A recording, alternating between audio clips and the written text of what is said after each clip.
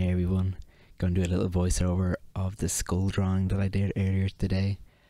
It was originally going to be me talking while I'm drawing, but unfortunately someone didn't record the audio. That someone being me, but that's okay. We're using a matte graphite pencil here. I think they're by Faber-Castell. I've used them maybe once or twice. I'm still quite new to how they feel. They're kind of nearly like an in-between. I find they're nearly like a charcoal, but the feeling of a graphite pencil on paper. It's very strange altogether, and they go up to 14B, though that just, to be honest, the 14B is kind of just like an 8 or a 9B in a normal graphite pencil. In the skull drawing, I'm kind of just going to let myself float around here. I'm slowly just being fairly accurate with proportions. You can see I'm actually using my pinky finger to like stabilize my hand while I draw, and I'm just using my wrists and my elbow and my shoulder here to really get in this line work and feel my way around this drawing. My main goal coming in to this drawing here was just trying to understand the planes of the skull correctly, like trying to understand the direction in which I'm going with every mark I'm making. So you'll see later on that every bit of shading I do is nearly like line work rolling over the form. Here I can see mine just popping in the mandible. I can see right now, and I think I do fix this later. Yeah, like I can see me fixing it right now. I've made the jawline a bit too long. And you can see also in the mouth area, I've made kind of rounded strokes because, you know, when you're painting a portrait, around the mouth, like you can really just treat like a sphere. It has a lot of soft edges, and like the only hard edge you see in like your portrait painting or drawing is like where the light's coming from above, and like that upper lip looks really quite hard against the bottom lip, and the just above the upper lip as well can be quite a harder edge. And then maybe also, depending on how like plump I suppose the person's bottom lip is, it can create quite a harsh shadow underneath that. But for the most part, a lot of the mouth is very, very soft, transitioning completely, even to the cheek. You need to think of these like soft, squishy bits all attaching to each other. So I'm kind of, in this drawing, I'm trying to just reinforce that idea for myself. I think this line might even be gone later, but as long as I have that there, for me later when I got a shade, I can still think about that, you know. Once I've got all my main proportions down, like I suppose my undersketch down, I kind of go in just trying to confirm with a little bit darker lines the marks I've made and the drawing I've made. Because, you know, if you work too light and then, like, you know, you're quite sketchy at the start, everything can look, there's nothing definite down, so it becomes hard for yourself nearly to work off of. I try going with a bit of shading. You can still see here, just the way I was talking about earlier, with the directions of my shading. I'm trying to actually wrap around each form, and I don't go in later and, you know, blend that with my finger or stump or a blending brush. I like to leave those marks, and I try to do that with most of my drawing. I think it looks quite nice, and it lets the viewer kind of float her eyes over the drawing, and it gives a lot more emphasis to form and that a three-dimension. There's movement in everything that you're trying to draw, you know. Same when you're trying to paint, you know, all your brush marks are going to wrap around the form that you're drawing, and it's always best to just try to emphasize this. Like, this is just, even in like your small sketchbooks, like, I don't know that every single mark here I'm making is a correct way to represent the form, especially when I go into, you know, making cross hatches where, you know, there's different direction marks wrapping over each other. But I have to try it out. The only way I'm going to know whether or not it works is drawing these forms, or throwing these marks on top of each other and seeing if it reads well, you know, and throughout that I can learn new things of how that reads to my eye. Sometimes when I think around here actually, where I was going away from the reference image a little bit, you know, just trying to design or draw in what I think feels right. It's the same, I think, when you go to paint a figure or whatever. sometimes it's best not to look at your subject all the time, and just look at your drawing and kind of draw what feels right. That way you kind of usually get a bit more gesture into it. While like if you feel like if you're stuck to your figure or your subject or your reference, you're quite stiff a lot of the time, because you just really want to get exactly what you're seeing.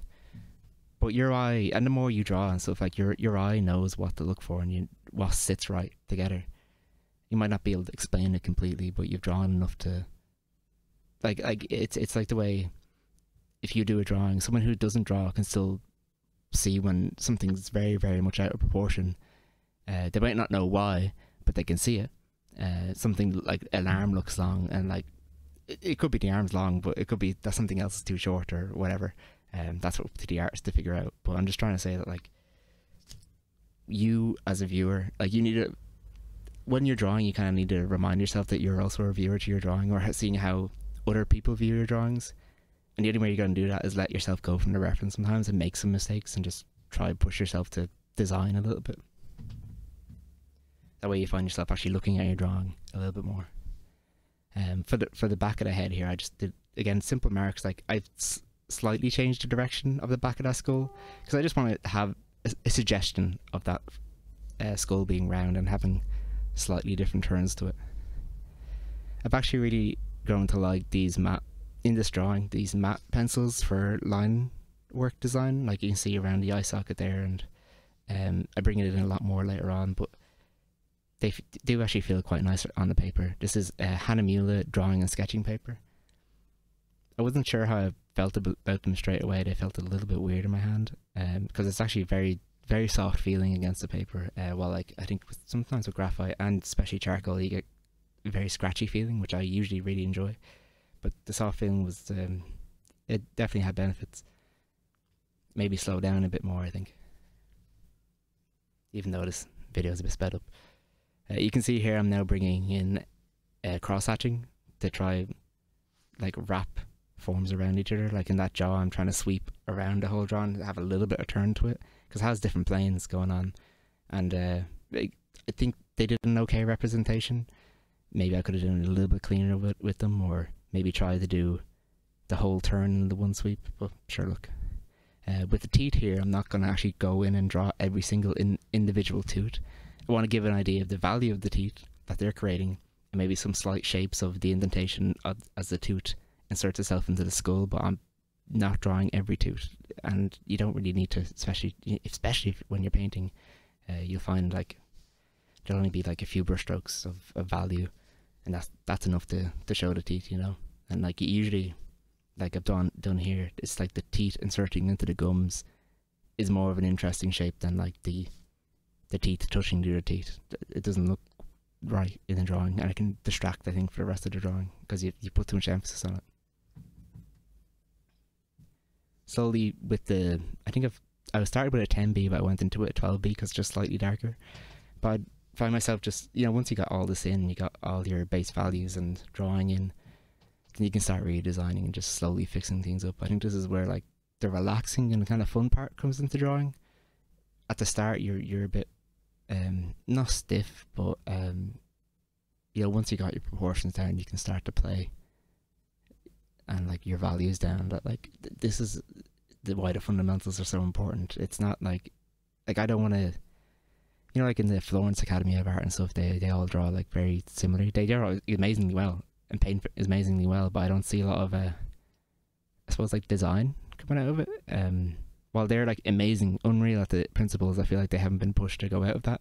But that absolutely makes sense for the actual school itself to, you know, have like they want everyone coming out consistently like the same skill, because then it's up to the artists to later on explore themselves, if that makes any sense. Like, you know the principles, so then you can push them a bit more and play around with them, and then only then is that you find out what kind of artist you are and who you are as a person.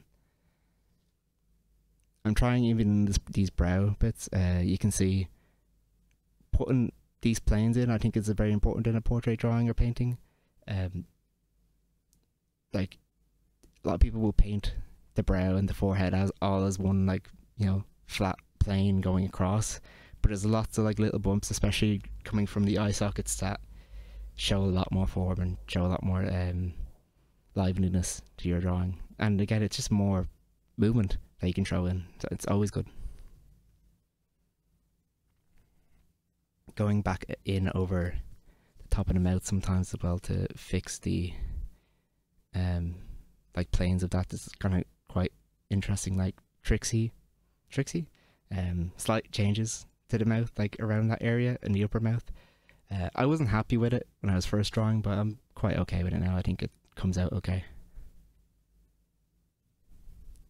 I think overall my values were okay in this drawing. I tried to use a bit of the eraser to erase away a little, like some lines that are a bit too dark for me, but to be honest, the matte graphite pencils don't erase too well, at least on this paper. Maybe if I had a harder eraser, I just used the putty rubber. I'm a big fan of putty rubber. It's the only one I use, just because obviously you can shape it, and then like it doesn't damage the paper too well, which is always nice. It's always a plus. A lot of paper, I think, like especially like cheaper paper, like I think that's the worst part about it, is when you're trying to erase and it gets damaged easily. And again, not looking at the skull, I just tried to actually just design a little bit at the end. Overall, I'm quite happy with this drawing, and I really encourage everyone to either, like, if you don't have a skull like to draw from, like I didn't. I used to have one. I'm not sure where that's gone. It was a fake skull, don't worry. There's plenty of very good reference images online. I think I found this one I'm using from Pinterest. It's well worth it, especially if you really want to improve your portrait drawing, and knowing these little landmarks, like the way the mouth wraps around, like the front of the skull like wraps around to make it kind of a spherical area, and then like the actual cheekbone into the eye socket and top of the eye socket, and then like the way the temple like twists back into itself, and then especially also the nose has a nice little dip underneath that protrudes outwards is very good to know.